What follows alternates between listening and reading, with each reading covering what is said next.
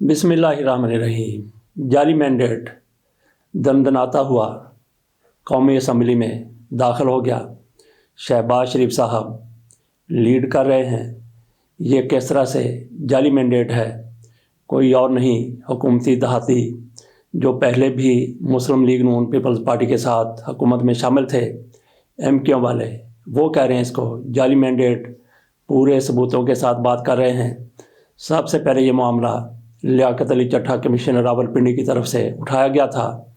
उन्होंने 13 सीटों पर कहा था कि हमने बेईमानी की है, बादुनवानी की है, 70 हज़ार लीड से जीतने वाले लोगों को हराया है। उधर कैसरा परवेज़ इलाही का दावा है कि उनके वोटों की तादाद 1,60,000 से ज़्यादा थी, जबकि उनके मुखालफ को सिर्फ 30,000 वोट मिले हैं। इससे अंदाज़ा कर लें कि किस लेवल पर 2 नंबरी हुई है। MKM वाले अब सारा कुछ खुलकर बयान कर रहे हैं। मुस्तफ़ा कमाल ने कमाल करते हुए ये कहा था कि पीपल्स पार्टी ने मुस्लिम लीग नून को इजलास के दौरान जो कुछ कहा, मुस्लिम लीग नून ने उनको बताया कि MKM का 100% मैंडेट जाली है, सारी की सारी सीटें जाली तरीके से उनको जितवाई गई हैं। और उसके बाद फिर टेसोरी की तरफ से ये कहा गया कि हम पर इल्ज़ाम है कि 100% हमारा मैंडेट जाली है, लेकिन वहाँ पे वो लोग भी हैं जिनका 200% मैंडेट जाली है। उनका इशारा है मुस्लिम लीग नून की तरफ। उन्होंने मज़ीद भी कहा, आपके सामने वो ऑडियो रखते हैं जो कामरान टेसोरी की, अभी तक उसकी तरदीद नहीं की गई, जबकि मुस्तफ़ा कमाल की जो वीडियो थी उसकी उन्होंने तस्दीक कर दी कि हाँ, मैं ही वो सारा कुछ कह रहा था। ये ज़रा मुलाहिज़ा कीजिए कि कामरान टेसोरी क्या कह रहे हैं।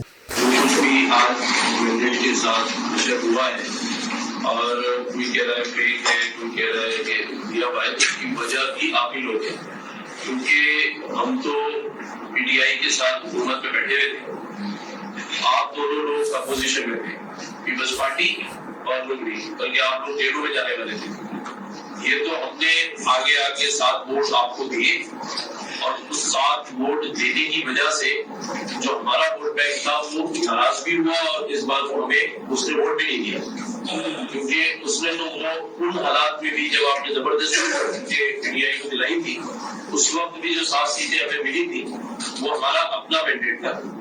तो ये बात भी उनको हमने एहसास दिलाया कि भाई आप उस 1.5 साल को भी देखें जब आपके साथ चले, और उसका सारा बेनिफिट आप दोनों पार्टी को, एक वज़ीर आज़म बना लिया, एक ने फॉरेन मिनिस्टर बना लिया।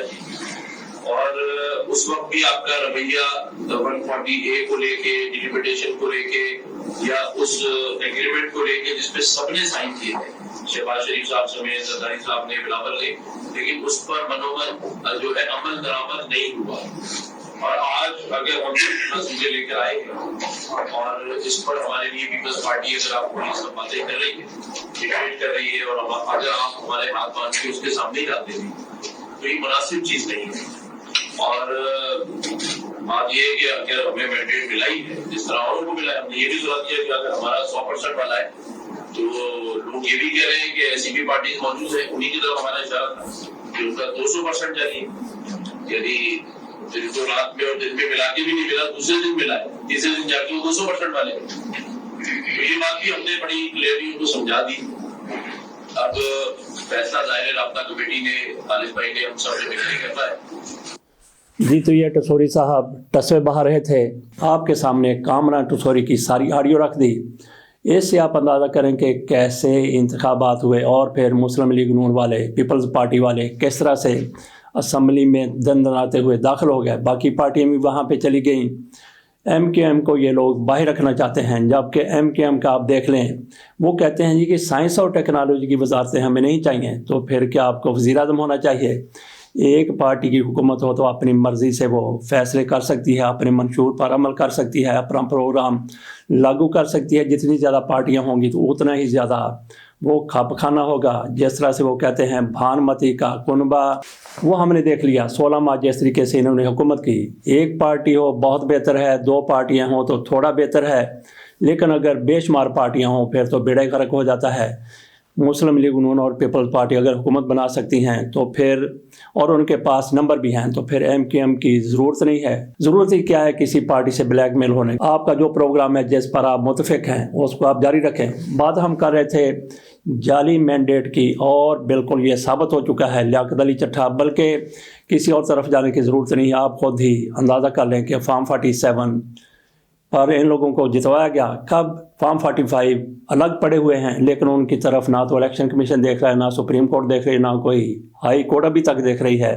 تو یہ معاملہ کیسرا پرویز الہی وہ لے گئے ہیں سپریم کورٹ میں، وہاں پہ کیا انصاف ملتا ہے. باقی الیکشن کمیشن سے کیا انصاف مل سکتا ہے؟ اس کی طرف سے ایک بالکل سفید سچ سامنے آیا ہے، اس کو آپ کالا جھوٹ کہہ لیں یا سفید جھوٹ کہہ لیں. ان کی طرف سے کہا گیا ہے کہ سنی اتحاد کونسل کی طرف سے کہا گیا کہ ہمیں خصوصی نشستیں نہیں چاہیے. ذرا آپ اندازہ کریں، تھوڑا سا عقل سے کام لیں کہ کوئی بھی پارٹی کیا یہ کہہ سکتی ہے کہ ہمیں خصوصی نشستیں نہیں چاہیے.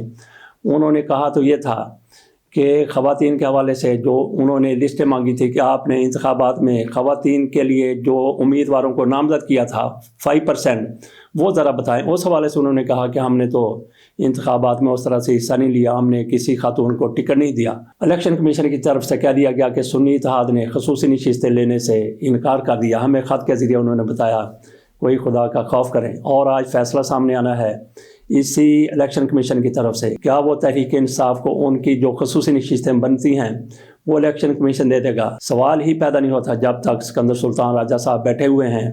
تحریک انصاف کو کسی قسم کا بھی کوئی ریلیف مل جائے اور اوپر ان کے قاضی فائصہ صاحب بیٹھے ہیں، قاضی فائصہ صاحب کے اوپر بھی کوئی بیٹھا ہوا ہے. تو جب یہ سارے اکٹھے ایک پیج پر موجود ہیں تو پھر تحریک انصاف کو خصوصی نشستیں مل جائیں تو فیصلے کا انتظار کرنے کی ضرورت نہیں ہے. تو یہ بنڈی کا مال ہے، کچھ مسلم لیگ نون کو دے دی جائیں گی، کچھ پیپلز پارٹی کو دے دی جائیں گی، کچھ ان کو MQM والوں کو بھی شاید تھوڑی سی خیرات میں مل جائیں، جس کے لیے یہ ساری پارٹیاں پوری کوشش کر رہی ہیں. تو پیپلز پارٹی ہو سکتا ہے کہ ایسی سیٹیں لینے سے انکار کر دے. یہ موہوم سی امید موجود ہے کہ پیپلز پارٹی شاید تھوڑا سا غیرت کا مظاہرہ کر دے، سیاسی غیرت کا مظاہرہ کرتے ہوئے کہے کہ نہیں یہ ہمارا حق نہیں بنتا. تو باقیوں نے تو منہ سے مانگ لیا کہ یہ سیٹیں ہمیں دے دی جائیں. ادھر احمد ولی خان وہ بھی بڑے غصے میں نظر آئے. پاک فوج کے خلاف انہوں نے جو کچھ کہہ دیا انتہائی زیادہ خطرناک ہے. پہلے کبھی وہاں سے PTM والوں کی طرف سے، ANP کی طرف سے، مسلم لیگ نون کی طرف سے بھی یہ جو دہشت گردی ہے اس کے پیچھے وردی ہے. ایسے ہی نعرے عمران خان کے گھر کے سامنے زمان پارک میں بھی کچھ لوگوں نے لگائے تھے. اس میں عمران خان کی تائید تھی یا نہیں تھی، لیکن ایسے نعرے ان پارٹیوں کی طرف سے لگائے جاتے رہے ہیں. احمد ولی خان کی طرف سے اب یہ کہا گیا ہے کہ میں بتاتا ہوں کہ وہ جو ریڈیو پاکستان کو جلایا گیا وہ کن لوگوں نے جلایا تھا. ان کی طرف سے جو دعویٰ کیا گیا ہے اس میں وہ مزید بھی کہتے ہیں کہ میں بتاؤں گا کہ ریڈیو پاکستان جلانے والے وردی والے تھے یا بغیر وردی کے تھے. اس کے علاوہ بھی انہوں نے پاک فوج پر تابڑ توڑ حملے کی ہیں. انہوں نے کہا کہ جدھر پاکستان کی شلوار اتر رہی ہے ادھر محاذ پر جائیں، اور پھر وہاں پہ ان کے جلسے میں گیدرنگ میں نعرے لگتے رہے کہ فوج بیرکوں میں واپس جائے.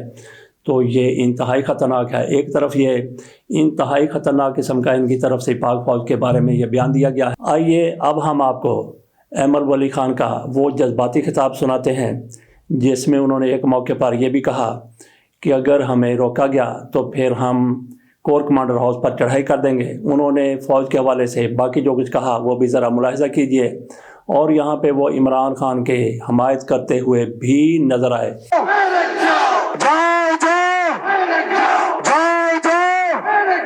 اس بارڈر پہ جاؤ جس بارڈر پہ روزانہ وطن عزیز کی شلواریں اترتی ہیں. چوکیدار آقا نہیں، چوکیدار غلام ہے. آقا عوام ہے. آپ تحقیقاتی کمیشن بنائیں، میں آپ کے پاس ایک نہیں، دو نہیں، تین نہیں، 50 بندے لے کر آؤں گا جس سے کرنیلوں نے پیسوں کی فرمائش کی ہے کہ ریڈیو پاکستان وردی والوں نے وردی میں جلایا تھا کہ نہیں، وردیاں اتار کے اس کو جلایا تھا. یہ بھی سمجھتا ہوں کہ اگر ملک کے حالات ٹھیک کرنے ہیں اور میرے حالات سے مطلب انتہا پسندی ہے تو پھر بھی میرا وہی بیان ہوگا کہ فوج آپ کی ہے. ابھی آپ کو آج واضح کر دوں ان حالات میں جہاں پہ وہ 115 میں سے 90 سیٹ جیت رہے, جب آپ کا ماننا ہے کہ پختون قوم پی ٹی آئی کے ساتھ ہے اور پختونوں نے مینڈیٹ پی ٹی آئی کو دیا ہے, تو پھر سرخ پوشوں سے اتنا ڈر کیوں؟ آج جب ہم چیخ رہے ہیں کہ پرامن احتجاج ہے, جب ہم بار بار دوہرا رہے ہیں کہ ہم صرف اپنی آواز دنیا کو پہنچا رہے ہیں, تو اتنا ڈر کیوں کہ جگہ جگہ میں راستے بند کیے ہوئے, اتنا ڈر؟ جی, تو یہ ایمل ولی خان کا آپ نے خطاب سن لیا جس میں انہوں نے فوج کے حوالے سے جو کچھ کہا اور تحریک انصاف کے حوالے سے بھی انہوں نے جو کچھ کہا. دوسری طرف مولانا فضل الرحمان بھی یہی بات کر رہے ہیں اور دیگر پارٹیاں, اور محمود اچکزئی وہ بھی ایک ہی بات کر رہے ہیں. تو یہاں سے تھوڑا سا اندازہ کرنے میں آسانی ہو جاتی ہے کہ معاملات کس طرف جا رہے ہیں. وہ لوگ جو پاک فوج پر ماضی میں شدید تنقید کرتے رہے ہیں, ایک بار پھر وہ اکٹھے ہوتے ہوئے نظر آ رہے ہیں صرف اور صرف انتخابات میں جو کچھ ہوا اس وجہ سے.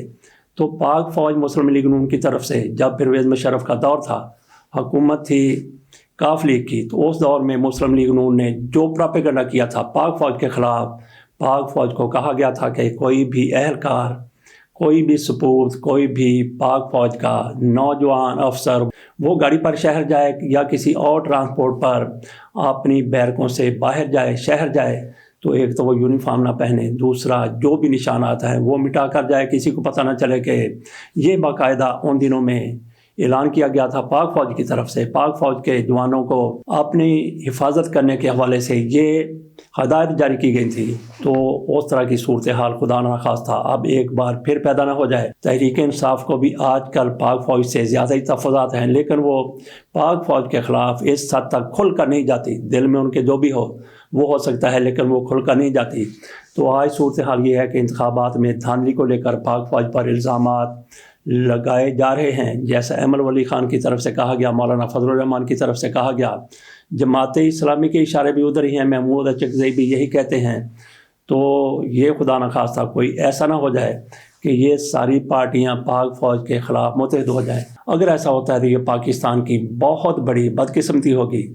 تو پھر ہونا کیا چاہیے؟ پاک فوج کی طرف سے اگر انتخابات کے حوالے سے کچھ کیا گیا, کسی کی حمایت کی گئی, تو اب پاک فوج کو چاہیے کہ تھوڑا سا پیچھے ہٹ جائے, کیونکہ ہمارے جیسے لوگ قطعی طور پر نہیں چاہتے کہ پاک فوج کی طرف کسی کی بھی انگلی اٹھے. اور یہ تو پھر ناقابل برداشت ہے جو پاک فوج کے حوالے سے ایسی بات کرتے ہیں. یہ جو دہشت گردی ہے اس کے پیچھے وردی ہے, یہ کسی کی زبان سے بھی الفاظ ادا کیے جائیں وہ ہر محب وطن پاکستانی کے لیے ناقابل برداشت ہیں. جس طرح سے پاک فوج دشمن سے لڑ جاتی ہے, اسی طرح سے ہمارے جیسے لوگ ان لوگوں کے ساتھ لڑ جائیں گے جو پاک فوج کے حوالے سے ایسے نعرے لگائیں گے. یہ جو دہشت گردی ہے اس کے پیچھے وردی ہے. اس کے ساتھ اجازت دیجیے, اللہ حافظ.